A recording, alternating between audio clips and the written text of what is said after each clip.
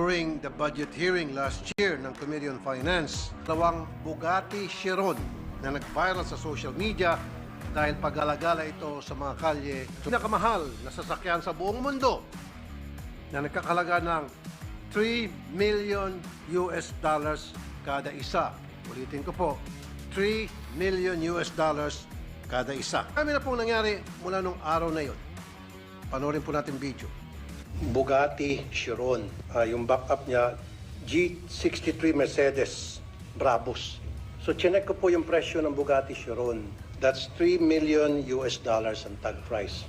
Ang tanong, nagbayad ba ng tax itong dalawang Bugatti Chiron na nakita sa kalye? Tinignan nila yung 2019 onwards, 2019, 2020, 2021, 2022. 2023, wala pa ho, walang record. Wala talaga. So therefore, ibig sabihin, ito po ay nakalusot. Ayon sa customs, mismo mga may-ari ng sasakyan ang nagsuko ng mga luxury cars. Isa rin po si Senator Raffy Tulfo na nagbigay sa amin ng tip dyan. Meron na rin po kami mga intelligence information regarding these. As early as now, Mr. President, bago nakamtan ang tagumpay na ito, sandamakmak na kapalpakan muna nangyari at nakapasok itong Bugatti Chiron nito nang walang record sa customs at narehistro pa sa LTO. Mr. President, I come before this chamber because of the irregularities that have been flagged to me regarding these Bugattis. Una po, nung ito ay tinanong ko noong Nobyembre kung nagbayad ba ng customs duties ang mga ito, agad akong sinagot ng wala sa records ng Bureau of Customs na ito'y nagbayad ng duties and taxes. Itong dalawang pong background check ang registration ng dalawang Bugatti sa LTO. Ang blue na Bugatti na may plate number na NIM 5448 ay lumilitaw na nakarehistro sa pangalan ng isang foreigner na si Tu Trang Nguyen. At ang pulang Bugatti na may plate number NIM 5450 ay nakarehistro naman kay Meng Junzu. Itong dalawang sasakyan ay magkasabay na prinoseso. Pareho itong in-import ng Frebel Import and Export Corporation na ang bill of lading ay may petsang December 24, 2022. At ito'y sabay na narehistro sa LTO noong May 30, 2023. Ang tanong ko po, paano ito narehistro sa LTO kung hindi ito nagbayad ng customs duties? Ayon sa sinasabi ng mga nakapanayam natin dito noong Nobyembre. Salungat ito sa mga dokumentong sinumiti sa LTO kung saan may kambal na certificate of payment ang dalawang Bugatti na ito na in-issue ng Bureau of Customs. Noong December 27, 2022, nagbayad ng mahigit kumulang na 24.7 million ng Frebel import ng customs duties ayon sa record na naisumiti sa noong December 27, 2022, LTO. Ang certificate of payment na ito ay pirmado ng customs collector na si Harold Agama at ng examiner na si Rosario De Leon. Noong panahon na ito, 2022, ang customs commissioner ay walang iba kundi si Yogi Filimon Ruiz. Maluwag ang customs sa mga importation ng sasakyan noong mga panahon na yon. Maluwag as in, maluwag ang smuggling.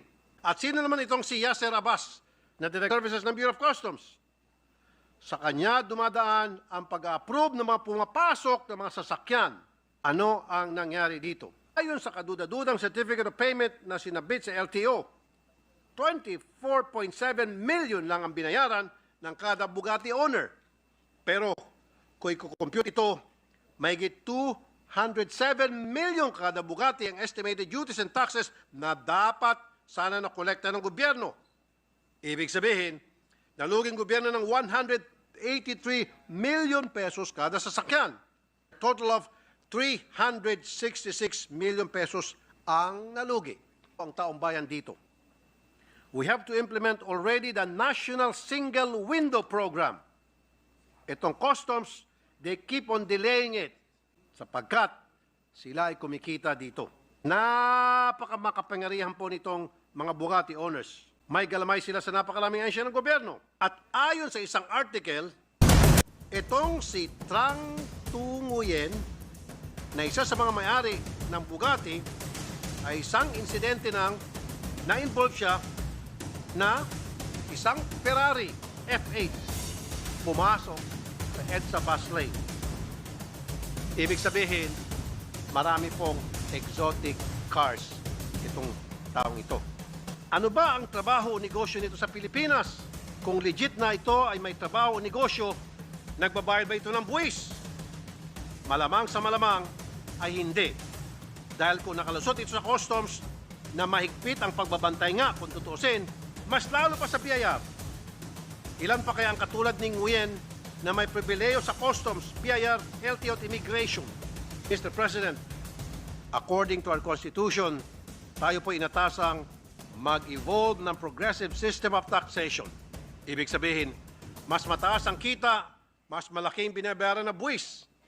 Pero base sa mga napag-alaman natin ngayon, ang progressive po ay hindi taxation, kundi tax evasion. Dehado po ang taong bayan dito. Mr. President, we need funds to run this government and to provide service to the people. Let us develop an effective system that would prevent tax evasion and corruption. At ito po ang aking storya. Listen, ang awiting to ay kwento ng